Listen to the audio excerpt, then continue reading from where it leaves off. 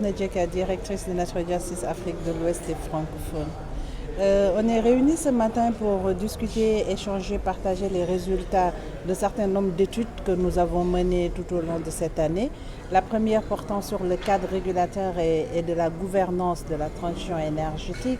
La deuxième portant sur une recherche inter et pluridisciplinaire que nous avons fait en partenariat avec l'Université Alioune Diop de Bambey, pour voir quelle est aujourd'hui, dans une approche intégrée, la perception qu'on devrait avoir, en tout cas le modèle qu'on devrait avoir quand on parle de transition énergétique, en tenant en compte de la perspective économique, de la perspective des sciences de gestion, de la perspective juridique un peu et de la perspective des scientifiques. Avoir tous ces experts autour de la même thématique, pas que chaque expert se met à chercher par rapport à sa filière, mais vraiment qu'ils se mettent ensemble. Je pense que c'est un élément qui est fondamental. Et aujourd'hui, on est là pour partager ces résultats.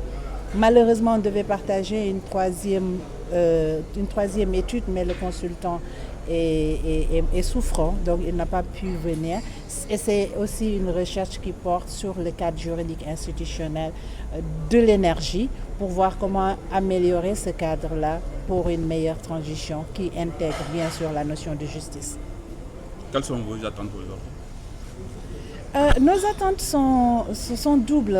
Dans un premier temps, que ces chercheurs indépendants puissent partager des résultats du travail, mais également que les communautés qui sont là puissent aussi partager leur perception de la transition énergétique et voir comment compléter, comment améliorer ce travail scientifique que nous ferons le plaisir et l'obligation de transmettre aux autorités qui sont à la fin de la journée les preneurs de décisions, et nous espérons qu'ils tiendront compte des résultats de ces recherches-là.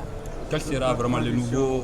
La transition écologique, la transition énergétique, vous dites que vous n'êtes pas bien centré, ça risque de porter atteinte aux droits humains. Est-ce que vous pouvez revenir sur ça? Vous savez, aujourd'hui, le droit est en train de se positionner dans tout ce qui est en train de se discuter, de se négocier au niveau national, au niveau international. Si vous prenez les changements climatiques qui sont beaucoup plus englobants, aujourd'hui, on parle de plus en plus des approches basées sur le droit.